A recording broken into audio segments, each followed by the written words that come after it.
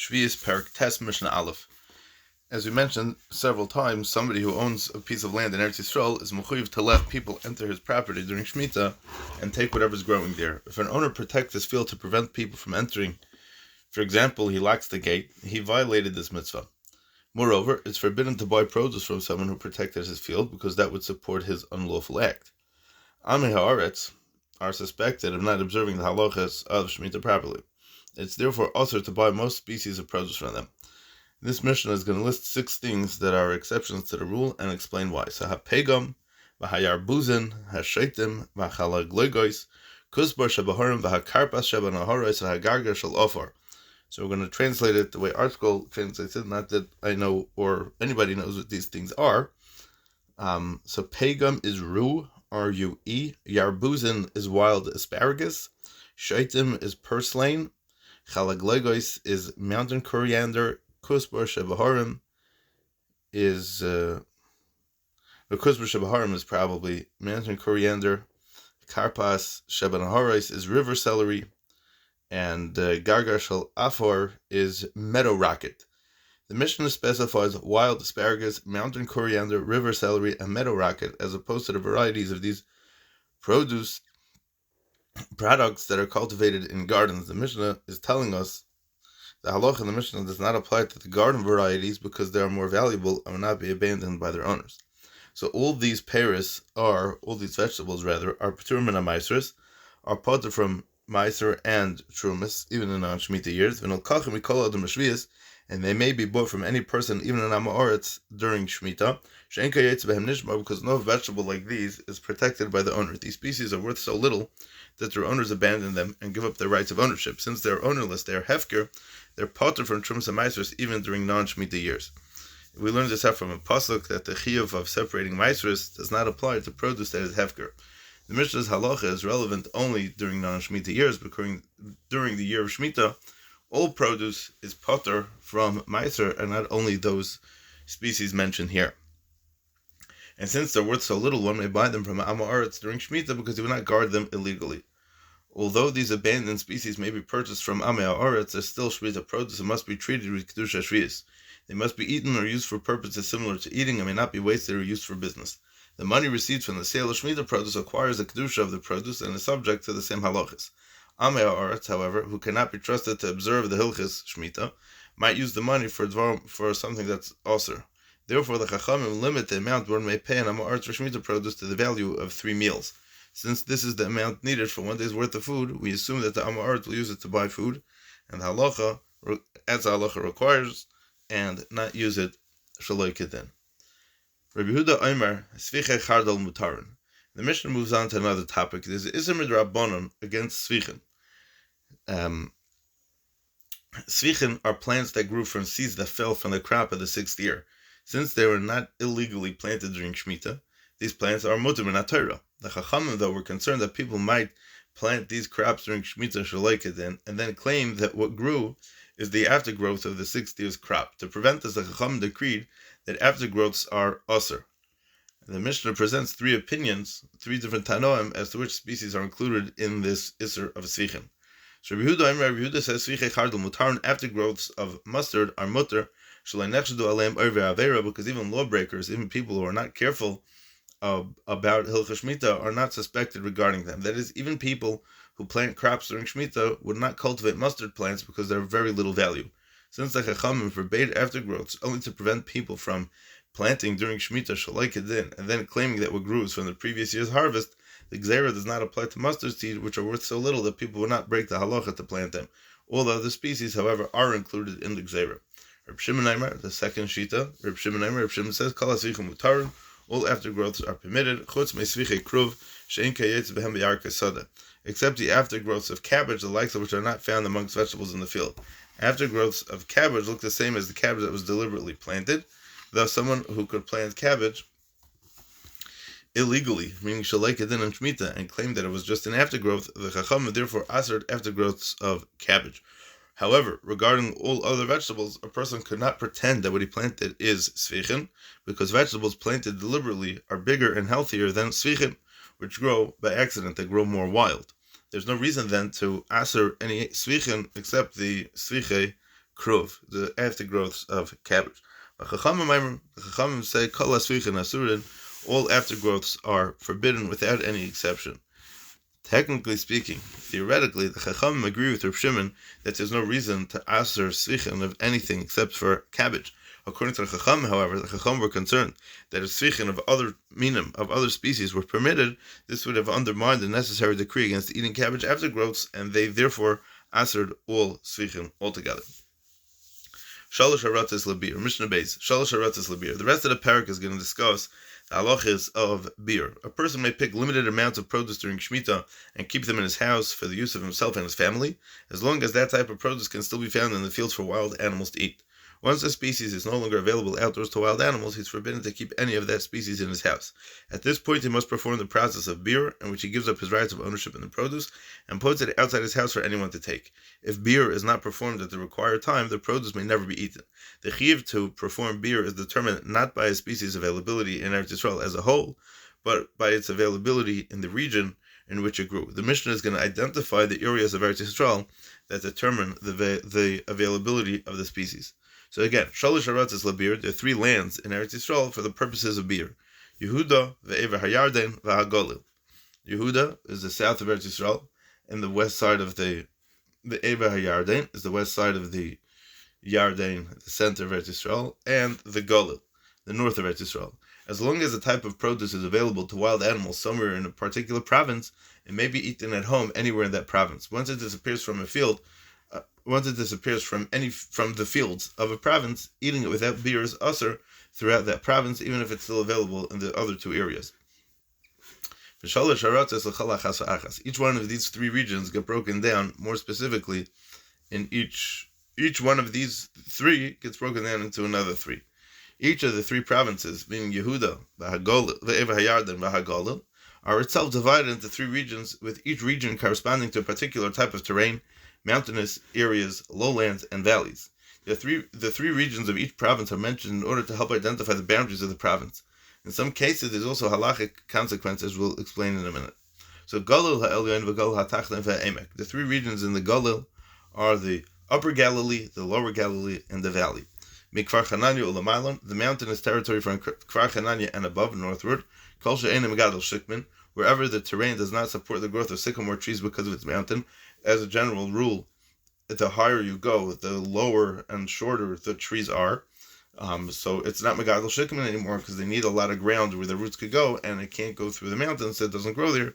The Galil Elyon is the Upper Galilee, and the lowlands extending from Kfar Chananya and below, southward Kolsha Megadol Shikman, wherever the terrain does support the growth of sycamore trees because of its flat terrain.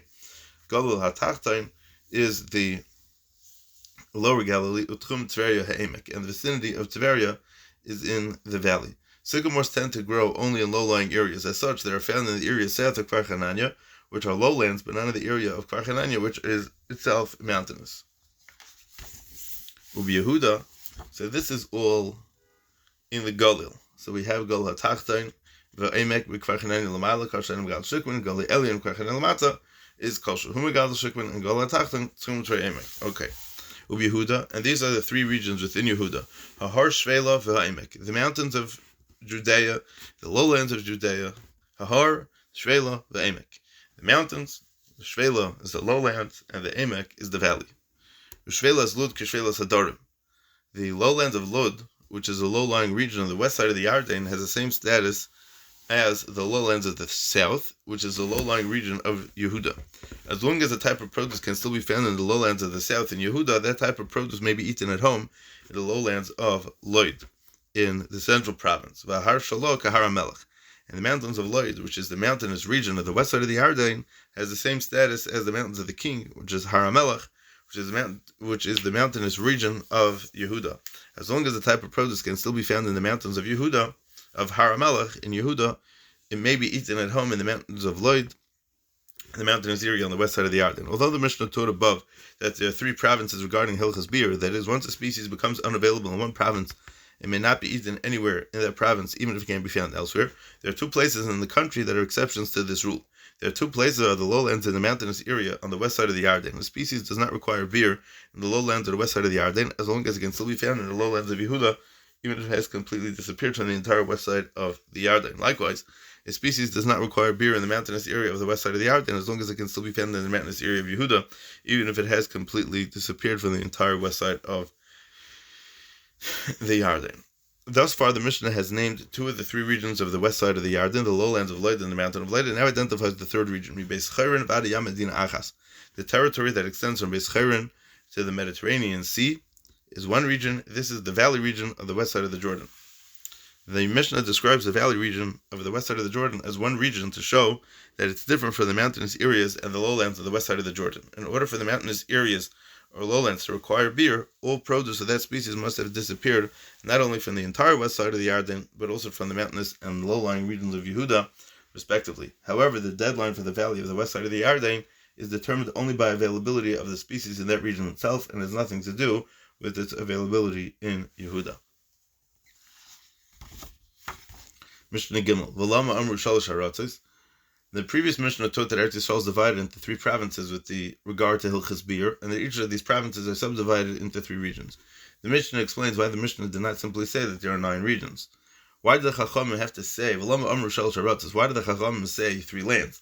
Since each province is divided into 3 regions, there's in fact a total of 9 lands. So the Mishnah, the Chachamim specify 3 lands in order to teach that we may continue eating produce in any one province until the last of that species disappears from all 3 regions of that province. However, if it can still be found in one region of the province, we may continue eating it in the other regions in the province, because the province is treated as a single unified area in regard to beer, despite the fact that it can be divided into smaller regions.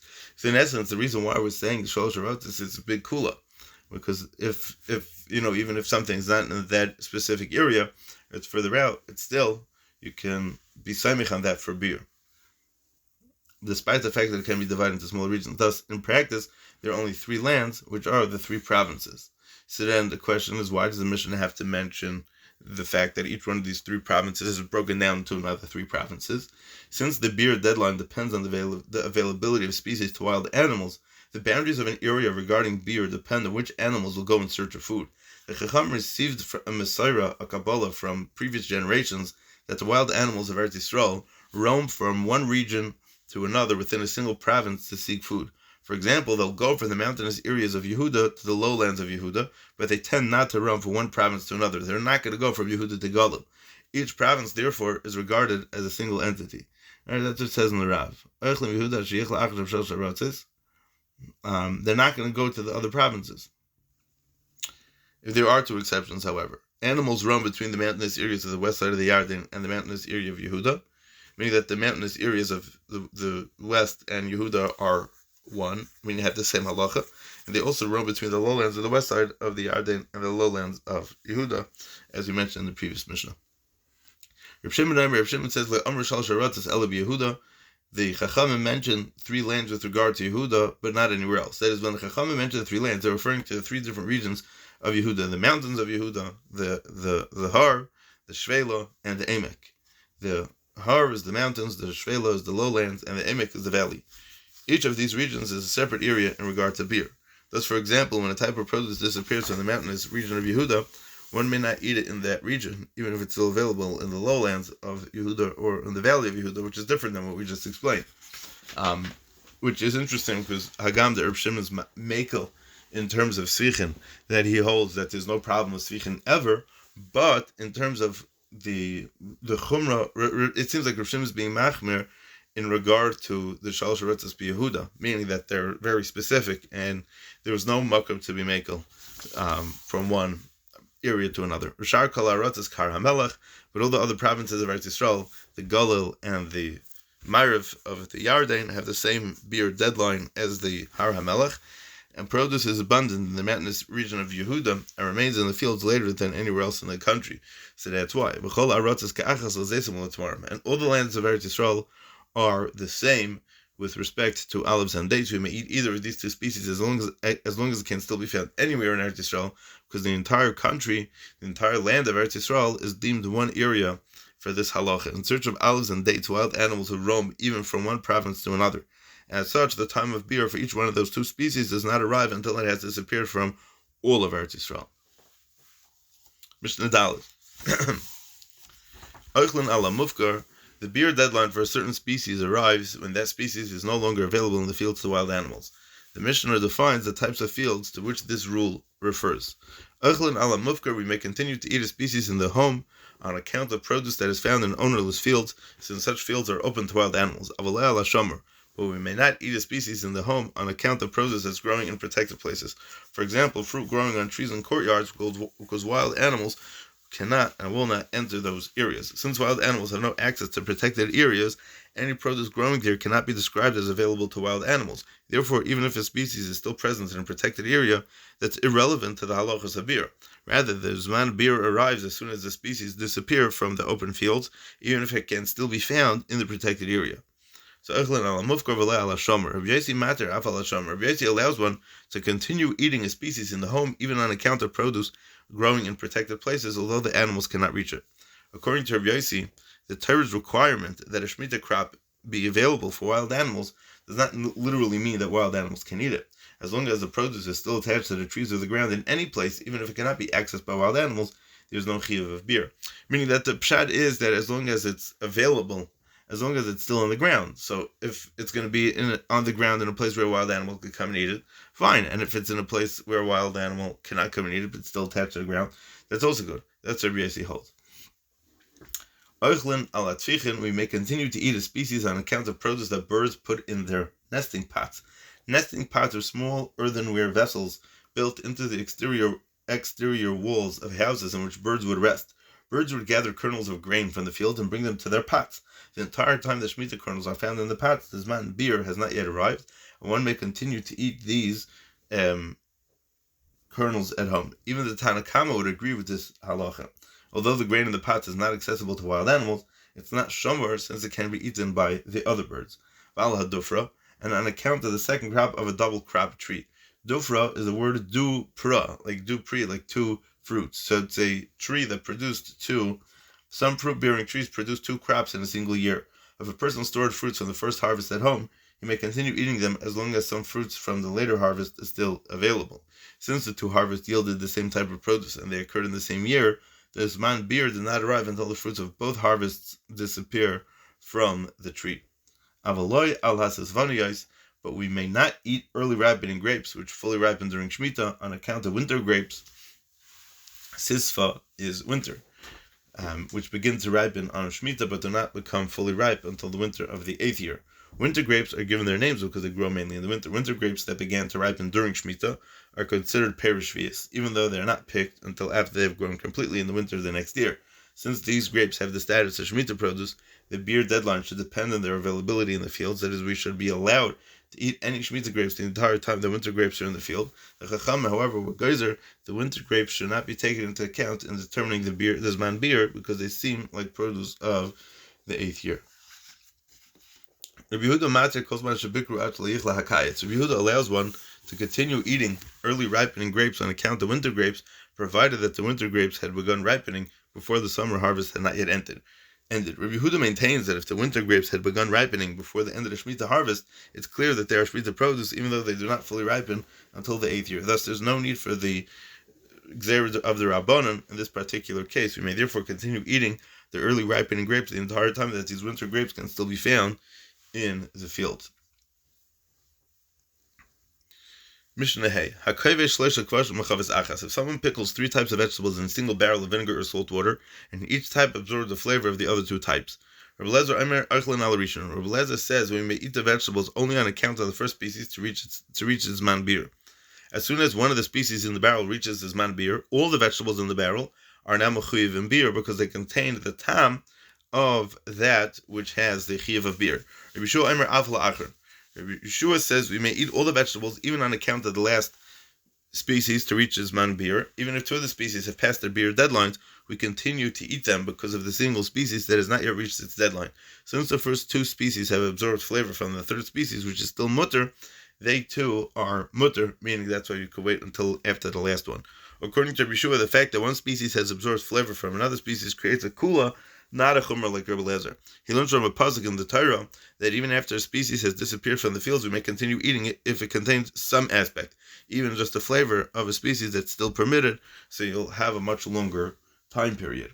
Ram Gamliel says, Kol shakol mina min asada yuvar mina min hachavis. When one of the species has disappeared from the field, one has to remove that species from the barrel and perform beer on it.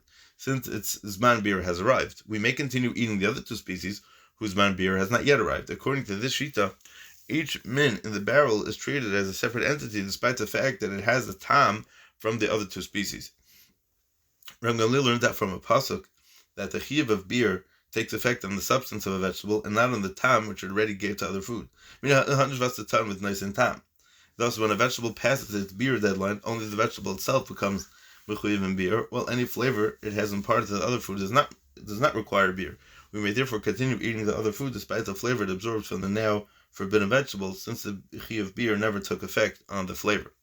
Halacha Kedvarov, the Mishnah adds that the halacha follows the shita of Ram Gamliel that kol shekol minay min asada yavar binay min hachavis, that each min is when that min is in the barrel, even if it's cooking, whatever, sitting with other paris, with other minim, it's dependent on when that min's man beer arrives.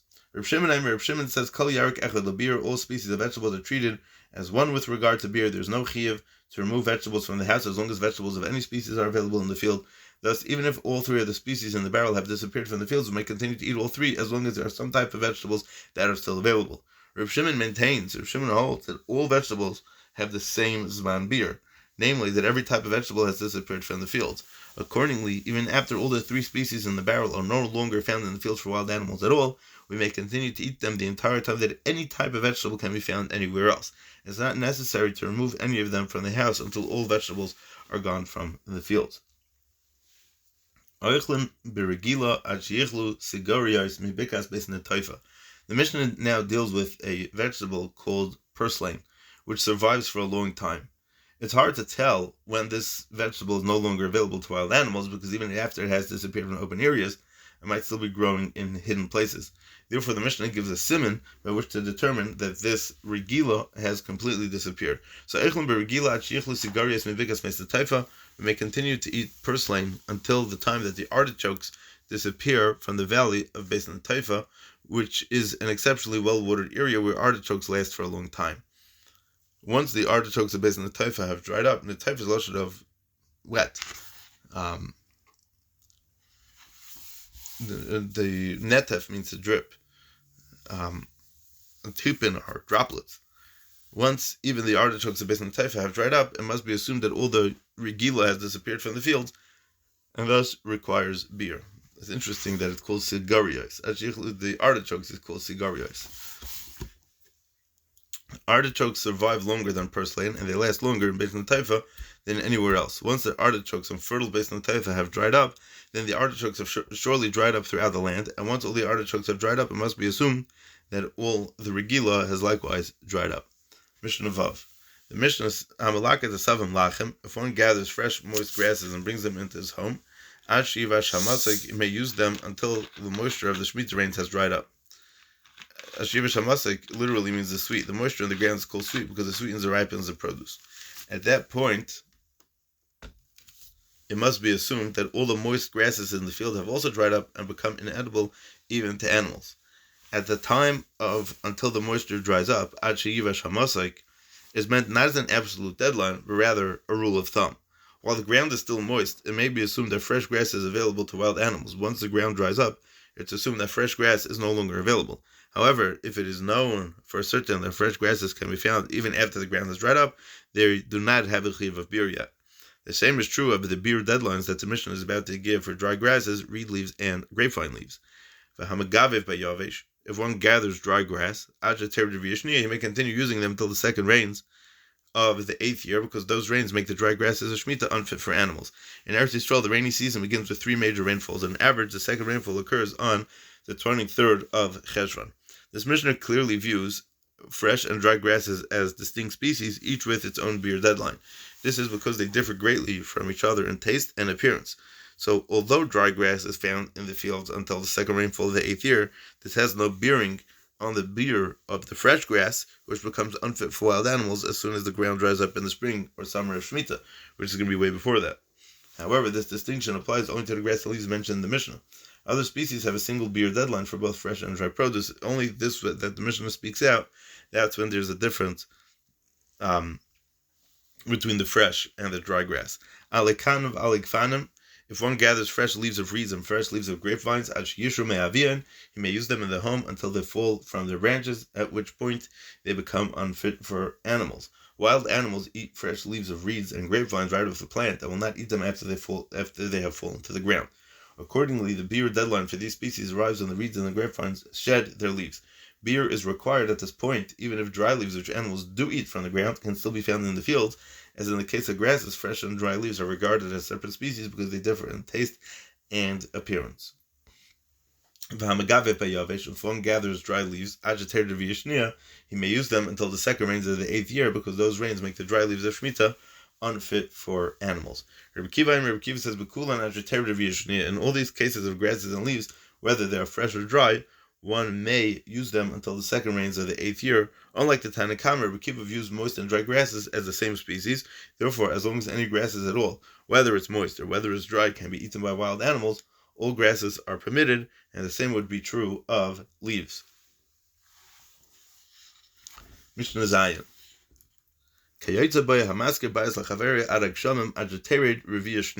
Similarly, if a person rents a house to another and specifies that the lease should last until the rains, this means that the lease lasts until the second rainfall. The plural of Geshamim refers to the second rainfall in a season. He said Adak Shamim, which is a Lashon Rabbim, so that's the second one. And he may not evict the tenant before then. Likewise, if someone is prohibited by a neder to benefit from another person, and it is specified that the prohibition lasts until the rains, the prohibition, the neder, remains in force until the second rainfall. A neder is a vow by means of which a person can prohibit things that would otherwise be permitted. For example, if someone said about another person, any benefit from him is forbidden to me, he's forbidden to have benefit from that person. During the harvest season, poor people are permitted to enter private fields to gather the matnas haniyim, the portions of the produce that the Torah obligates the owner to give the poor people. Leket, shikha, and peah. The Mishnah's halacha applies to people who enter private fields in the 8th year to collect whatever Shemitah produce remain there as well. So, until when may the poor enter the people's orchards and fields to gather the matnas haniyim? Until the second rain falls. From the time the second rains fall, seeds of a new crop begin to sprout, and walking on the land harms the newly growing plants. Stubble and straw that grew during Shemitah have kedusha shvius because they can be fed to animals. One is thus forbidden to use them in a destructive manner, such as a fuel for a fire. The Torah says, the uncultivated produce of the land shall be for you to eat. This pasuk teaches that the produce of Shemitah is yours to eat, but not to destroy or waste. As such, the Torah asks one to use Shemitah produce in such a way that it's destroyed before it provides benefit. For example, it may not be used as fuel for a fire because the fire does not give off heat until after the straw has been destroyed and converted into charcoal. So, from when may we benefit from or burn stubble and straw of Shemitah? When the second rains fall in the 8th year. At that point, the straw and stubble in the field becomes unfit for animals to eat, so one may perform beer with the straw and stubble that he has in his house. Once beer has been performed with them, the straw and the stubble lose their Shemitah, the kedusha shvius, and may be used even in a destructive manner. According to this explanation of the Mishnah, it appears that stating a general rule that once beer has been performed with Shemitah produce, it loses its kedusha shvius and may be destroyed.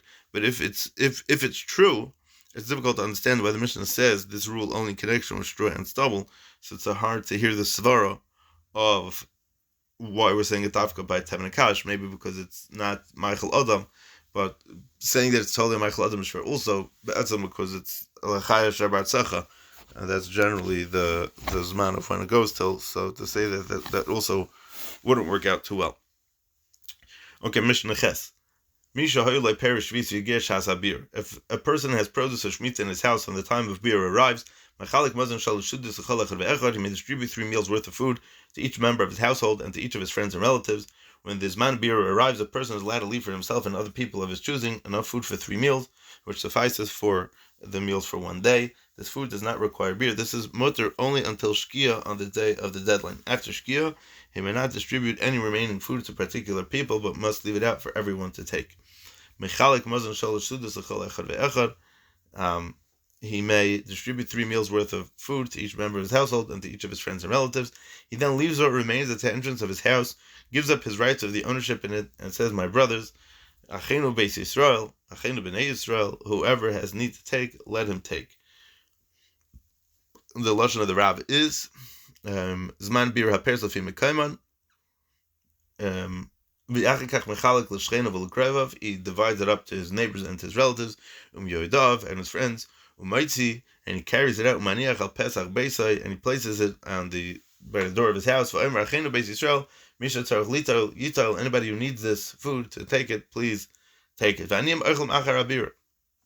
Poor people may take the produce and eat it after beer has been performed. We're not rich people to Rabbi Yehuda.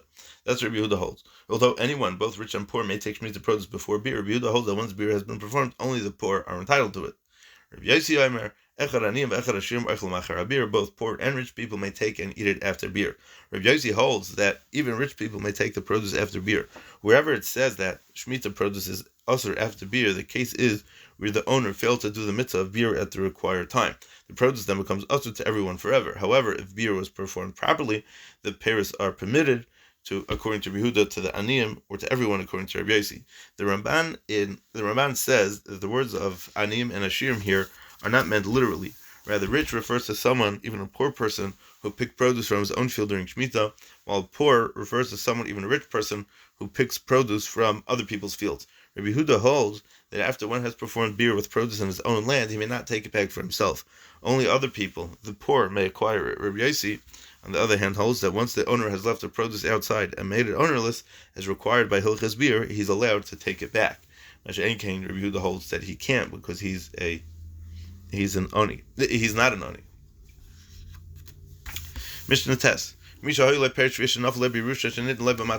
has Shemitah produce that fell to him as an inheritance or was given to him as a gift, a person picked Shemitah produce in a way that was mutter, and then he died, and someone else inherited it, or he gave it to somebody else as a gift.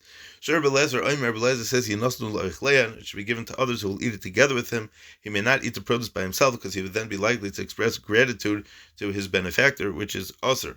We learned in Perg Daled that Beis Shammai say that one who picks Shemitah produce is Aser to thank the owner of the field, because he would thereby imply that the produce has an owner who has the right to withhold it from people, which would contradict the Torah's command to let the public take Shemitah produce. Rabbi Eliezer and our Mishnah follows Shitas Beis Shammai. It's interesting because the Gemara says in a few places Rabbi Eliezer Shemutehu, and Taisus learns that Shemute is not necessarily from the Lashon of Shamta, and the Lashon of Cherem that they put him in, but he's from the school of Shammai, as we're seeing over here. Rabbi Eliezer Taka holds like Beis Shammai.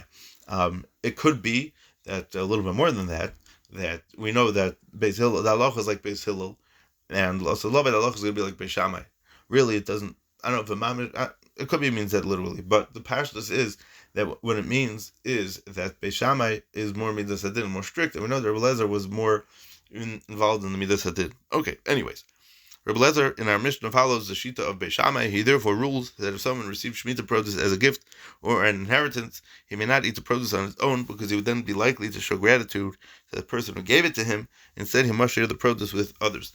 This halacha is difficult to understand, since the benefactor picked the produce in a way which was mutter. It became his own private property, in which he has full rights of the ownership.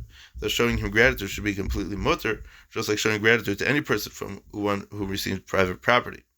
The Chachamim say, the sinner, the recipient who sins if he expresses gratitude, should not receive any benefits from the produce for free.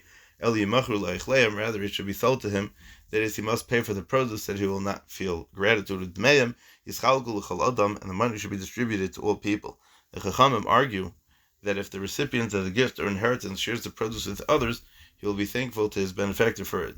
He must therefore pay for the produce, that he will not owe anything to that person. Once he has paid for it, he may enjoy the produce even without sharing it with others. When making a dough, one is mechuyev to remove a portion and give it to the kohen, which is called challah. The Mishnah teaches that the chiv of challah applies even to Shemitah produce. If someone ate from a dough of Shemitah before challah was separated, he's mechuyev misa b'dei shemayim, just as he would be were he to eat a dough non-Shemitah produce before its challah was separated. It's called tevel, and it's mechuyev misa b'dei shemayim.